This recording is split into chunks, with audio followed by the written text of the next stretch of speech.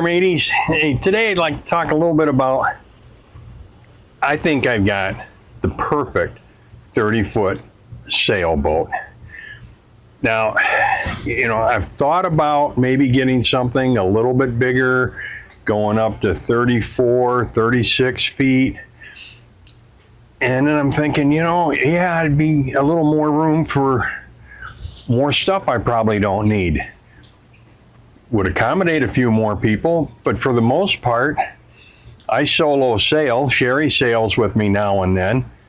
So this 30-footer has really got all I need. And the key to it is a bigger boat is just going to cost me more money in the long run, in the short run too. So the big benefit here is this boat is totally paid for. Everything on this boat is paid for. Yeah, I have some monthly expenses like my slip rent, insurance, things like that. But I don't have a mortgage on this. That's really helpful. And when I got this boat, some of you that are familiar with the channel know that this was a project boat when I got it. I mean, it was really a project boat, which was okay with me because I just paid for it and that was it. Here again, I didn't have an expense with it. All the insurance surveys I've had over the last 10 years have all been good. I mean, very good. There's nothing even close to being major, like a bulkhead breaking out or the engine mounts being bad or hull damage, or everything has been really minor to fix. And I guess they got to find something to justify their fee. But I've had no real major expenses with this boat. I think some of that is because I try to keep up with the maintenance on this.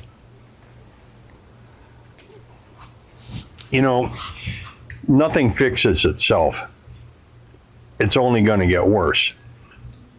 And one of the things I would recommend to you guys that are working on project boats, and those that have already got boats and probably already know, learning how to work with epoxy and fiberglass is very, very important. I use Moss epoxy, used it for years. I like it. It doesn't turn yellow like a lot of the other epoxies do. Easy to work with. So what makes this the perfect boat? Well, I don't have a lot of maintenance on it now. I've got all new, or fairly new, I put new ones in when I got the boat 10 years ago, maybe 11 years ago it was. Seacocks and strainers, that's all new. I would like to have self-tailing winches, but at $1,200, really, I'd rather have radar, which I'm saving up for. It's not a necessity, but would be nice to have. Same with a wind instrument. I don't have one of those, but I do have a wind vane, and that works out from Davis Instrument. That works out fine for what I need. I can kind of get an idea of how fast the winds are, just look at the water, right? And in the description below, I'll put a link to some of these products that I've put on the boat and fixed things up. But let's talk about the general boat here. As I mentioned, the Seacocks. I built a hard Dodger. The one that came with the boat, the soft Dodger, that was falling apart. It was really less expensive and easier to put the hard Dodger in. I added 400 watts of solar power, 60 watt controller, added a bow or anchor roller and dinghy davits from Kingston Anchor. I do use a Fortress anchor. Never had a problem with it. Easy to handle and holds well. As far as power is concerned, I don't have a big inventory of sails. I've only got what's on the boat right now. The Genoa, which is about 150%. I do need a new one of those pretty soon, or a fairly new one. The Maine, and that's my wind power. I got a 2GM, a Yanmar 2GM, about 16 horsepower. That was new when I got the boat. I am going to be putting on as far as the hull is concerned, everything is solid. It's not cored.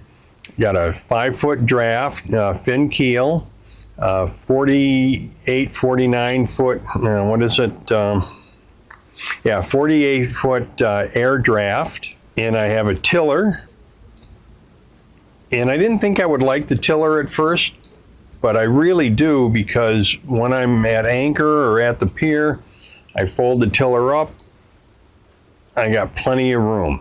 Now for electrical and electronics, when I got the boat, I really needed to redo all the AC and DC panels. They were just old, obsolete, and they were in bad shape. I went with Paneltronics, and I put in, first thing I had to do is put in a new AC panel and then a DC panel. Then I added another AC panel, added an additional DC panel. Now it's time to reorganize all of that and fix that up, but the electrical is all good. I also have a 16,000 BTU reverse cycle air conditioner and heat. I put in a diesel heater for the winter, and my VHS does receive AIS, and I wired it to the chart plotter, so the chart plotter displays the AIS from other boats. Now, I don't transmit AIS at this point, but I have it to see who else is around me.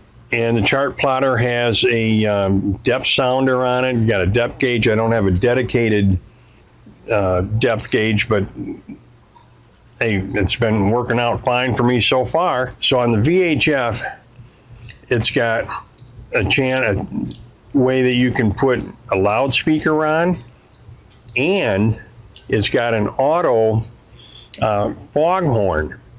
You know, you can set it for whatever the signal is that you're doing, underway, at anchor, aground, stopped, and that's all automatic. You do need an external speaker for that, which I do have. I haven't had to use it, but it's nice to know that it's there when you need it. I also have a power horn. I've got one of the can horns. I forgot to bring it out, but you know, the little aerosol type horn. But I like having the power one because that's one less thing I have laying around in the cockpit. Just need to push this button. So the other thing that makes this the perfect sailboat for me is that it handles well. It's easy to sail. It's easy to back up once I learned how. Easy peasy. Now, as far as the living space is concerned, it's all LED lights. Oh, and you know, as far as my masthead light, it's a tricolor. That's all LED. All my nav lights are LED. On the inside, everything is LED. For sleeping, I got the V-berth. I've got the bench seat that I jerry-rigged a little setup where it could become a double berth. Now, as far as the quarter berth is concerned, I primarily use that for storage. And in the head, I took the old sink out. I put the one that sits on top, opened up some space, put in a composting toilet so we're not always running back and forth to the pump out station. It's got a good galley. We got a 2-burner propane stove with an oven. Converted the ice box to a refrigerator with Cool Blue. It's got the refrigerated plate, so the compressor's not running all the time. Saves on battery power. I did add a microwave. Don't use it very often. And when we're out at anchor right now, I can't use it, but once I put the inverter in, that'll be available.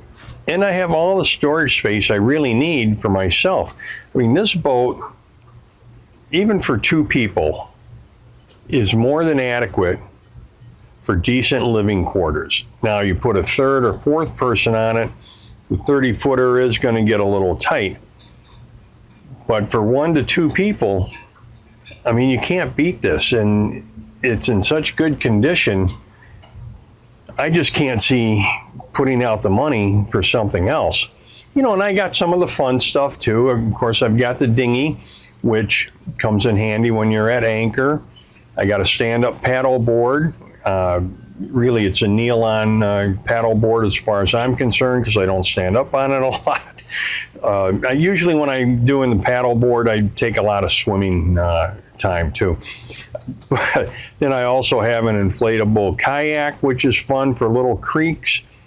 So, you know, you guys thinking about getting into boating, if you're solo or a couple, you may really want to consider something in the 30-foot range, 32-foot range. Hey, there are people sailing around the world in 27 and 28-foot boats.